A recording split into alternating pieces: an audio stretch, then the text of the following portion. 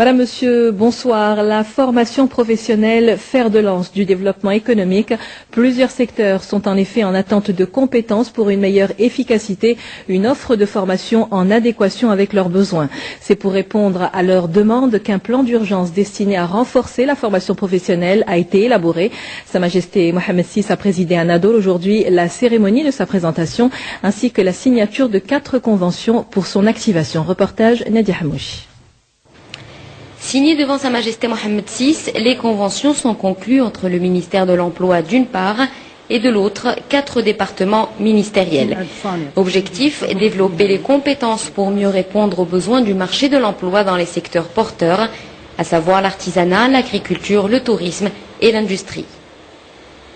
La convention porte sur la mise en place d'une nouvelle génération de licences professionnelles avec l'idée de mettre à contribution le savoir-faire qui est déjà développé au niveau des universités autour de cette approche de formation, mais surtout, et c'est le plus important aujourd'hui, le savoir-faire de l'OFPPT, donc de la formation professionnelle, et l'apport du secteur privé. C'est-à-dire qu'il s'agira de nouvelles filières qui vont être définies en fonction des besoins économiques des réservoirs régionaux. Par exemple, on a dit que dans l'automobile, il y aurait plus de 43 000 personnes à former. Dans l'offshoring, il y a des 70 000 personnes qu'il faut préparer pour d'ici 2015. Et en plus de cela, il y a aussi la création de 2 instituts spécialisés. Un institut spécialisé pour l'aéronautique, un institut spécialisé pour l'automobile et enfin une école de la mode pour accompagner la mue du textile.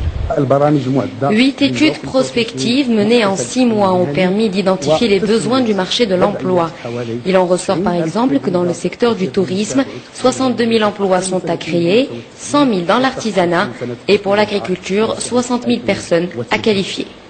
Si on prend les besoins, disons, du secteur du bâtiment, du textile, du cuir, des nouvelles technologies, des secteurs de l'automobile, du offshoring, on enregistre aujourd'hui, selon les études prospectives dans 3 régions, un besoin de plus de 72